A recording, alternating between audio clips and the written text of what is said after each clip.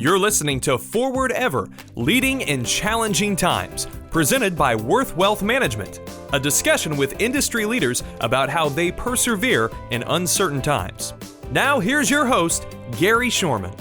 And welcome to Forward Ever, Leading in Challenging Times. Our guest today, we're talking about challenges in today's times, but going through COVID, coming out of COVID had created some special things. Our guest today is the brand new Executive Director of the Center for Life Experiences, and her name is Darian Schlegel. And Darian, welcome to our program today.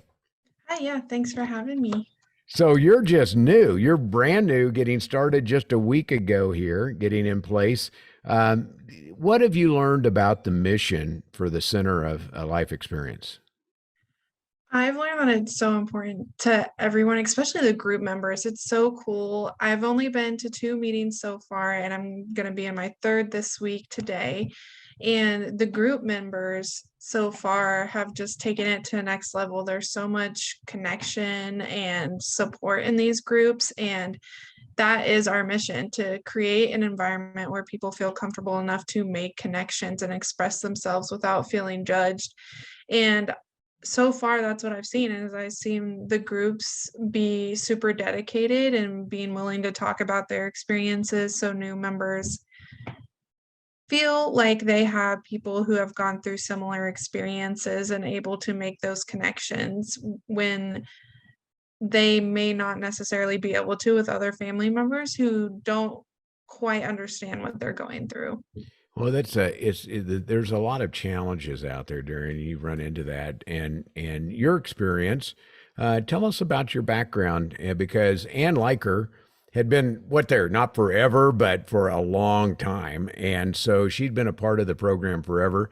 Tell us about your background so people learn a little bit about you. So education-wise, I got my bachelor's in psychology from Fort Hays, and I also got my master's in clinical psych from Fort Hays. So I've been part of the Hays community for about 6 years now, roughly. And then we bought a house in Ellis and have lived there for 2 years. So we've been part of the community for about that long. I was born and raised till I was about 10 in Garden City, Kansas, and then we ended up in Nest City, Kansas around 2008. And I've been there since 2017 when I graduated high school. So been part of the overall community surrounding Hays for most of my life. So I'm glad to be integrating myself into that community further. And that's a little bit about me. In regards to grief, I lost my mother when I was 15, and that was extremely hard for me.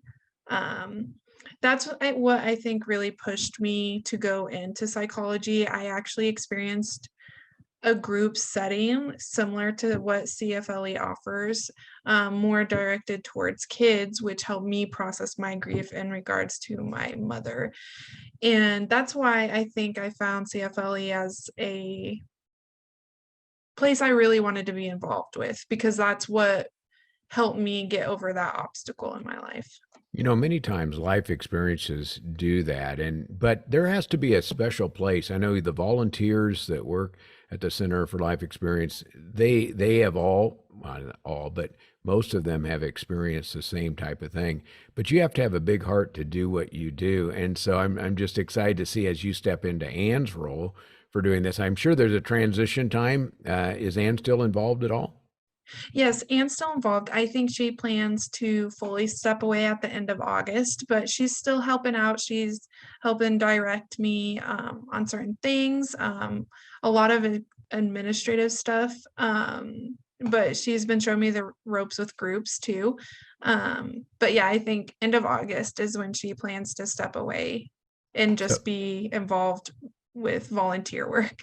I had a chance to be at her retirement party, and there's a good group of support there, and obviously you're going to be helping with that same group. What kind of goals do you have? You're coming in new. What do you want to see happen over the next few weeks, months, and years?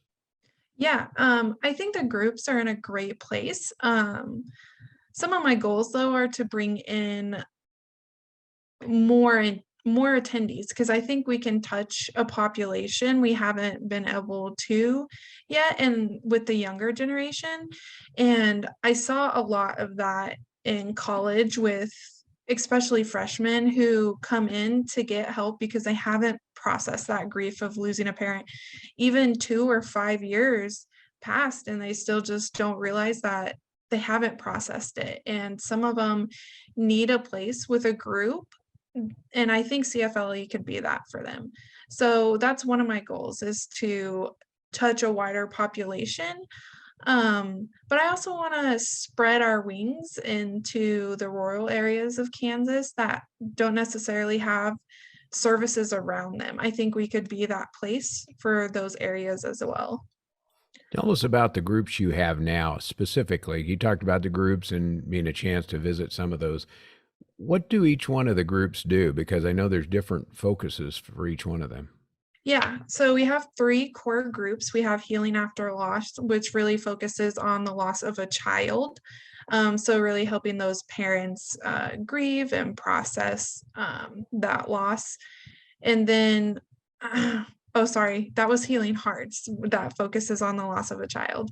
And then Healing After Loss is the loss of a loved one. That can be any loved one, friend, family. Um, and then we have Halos, which is Healing After Loss of Suicide. And that's losing a loved one to suicide. And Halos is a great place for people who can talk about their stories and things like that in regards to suicide. And all 3 groups are wonderful. How do these groups work? Because we'll talk later about how you get involved, but you go through COVID, that obviously changed how groups could get together, and now you're working on trying to figure out what's the next level. How do they work? If you come to one of these meetings, how does that work? Is it embarrassing to be there? No, I think we've actually had some new people join recently, and the dynamic's great. Some of the original group members are there and they tell their stories, and they encourage the new members to tell their stories. However, they do not push in any way, shape, or form. And new members are just encouraged to take their time. If they feel like they want to talk, they can. Um, and overall, the group works in a way where we talk about subjects that the group members themselves bring up and kind of just let that flow from there. Like I said, this is for groups, for individuals who want to talk and express their feelings. And so we try to stay on topic of what they wish to talk about, because really that's what we're here for. Does it seem like in today's world there's, I'd say, more opportunity for pain, but it seems like there is, and being able to share that with somebody and share your experience can be helpful. Do you get that same sense? You were at the Kelly Center over at Fort Hays State, dealing with students that have issues. Is there more pain in the world today? I personally don't think there's more pain in the world today. I think we are talking about it more. I think we're in a part where society is really valuing the need for mental health professionals and really showing support in bringing it to light and letting people talk about it. And so, yeah, I don't necessarily think there's more hurt, but definitely more discussion around everything for sure. And when you talk about your groups, most of the people are involved here. You're looking, when you mention spreading your wings, how far can this group go outside of, I'll say, the Hayes Ellis area to be helpful without going too far? Yeah, I think we should mainly focus on the smaller communities around Ellis County, like Ness County, Rush County, um, all of those, I think, are within our grasp. Of course, we don't want to spread ourselves too thin, but I think we do need to be reaching those communities that don't have a place of refuge or services provided to them. And like you said, we just came out of COVID, so we have that possibility of Zoom now. People are more familiar with Zoom and doing groups and stuff online. So we have that potential there. But we also have potential to go to those groups as well, or have them come to us. I think there's a bunch of possibilities out there. Well, that's an interesting point because you and I are doing this on Zoom right now. It's not the same as being in person, but sometimes maybe there's a little bit of advantage if you want to join a group and participate and learn a little bit more about that group before showing up in I'll say a room with 15 people you don't know. There's some ability to do that. That does make sense. I want to talk in a little bit. We'll take a quick break here. But I want to talk a little bit about how somebody gets into your program, because there's certainly that loss out there, and some people and many people just have that need. I want to talk about how you get involved. So stay right with us. Our guest today is Darian Schlegel, and the Executive Director for the Center for Life Experiences. We'll be back with more after this.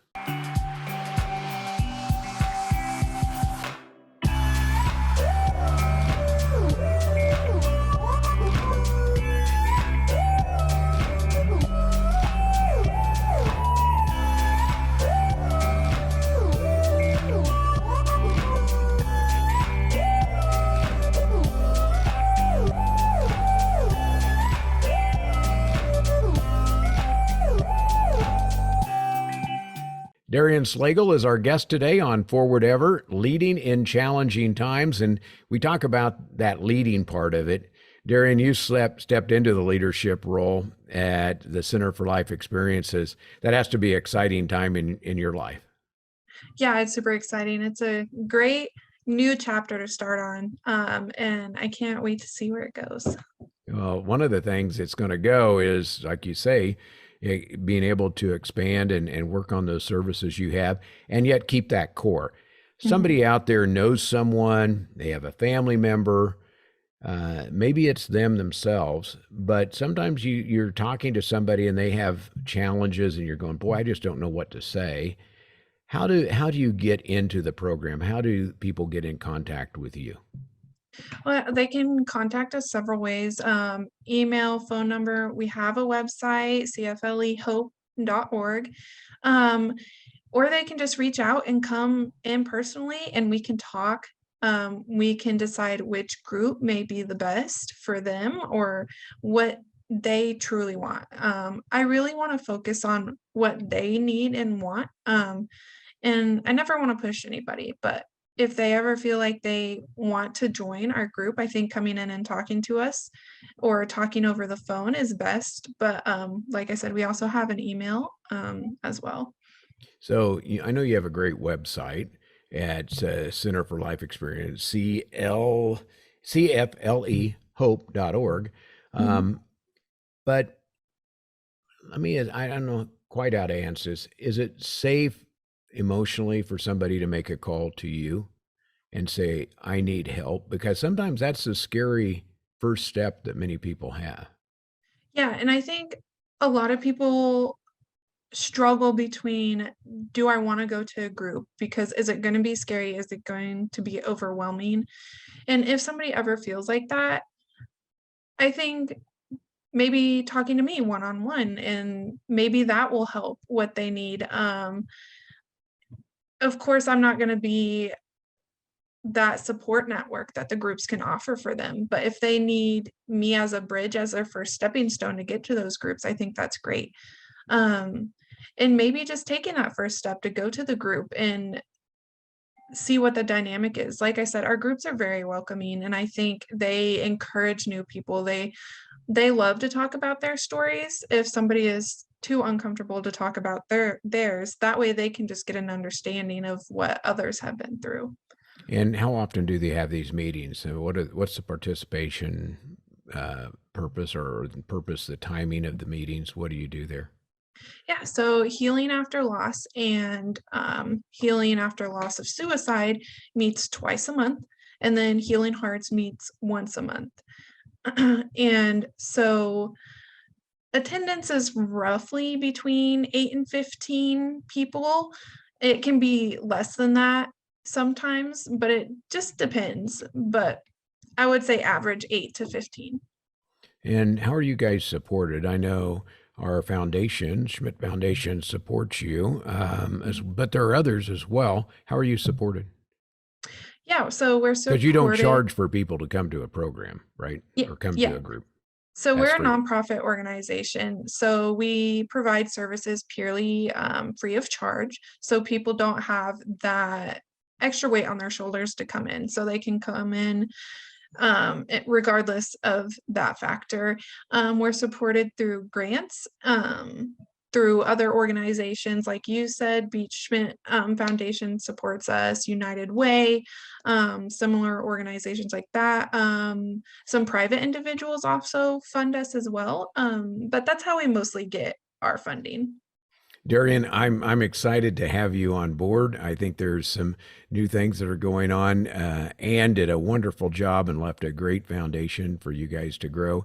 So congratulations. I hope if you're out there listening to this, that there's a chance for you to say, hey, if I know somebody that needs help, to look you up and have them make that first call and see what group they might fit in with. But if nothing else, it gives them a chance to share their experience and come away better. And you do a wonderful job with that. Darian, thanks for joining us today. Yeah, thank you so much. Our guest, Darian Schlegel, who is the new executive director of the Center for Life Experiences. Thanks for listening and being a part of Forward Ever, Leading in Challenging Times, brought to you by Worth Wealth Management. I'm Gary Shorman. You're listening to Forward Ever, Leading in Challenging Times, presented by Worth Wealth Management, a discussion with industry leaders about how they persevere in uncertain times.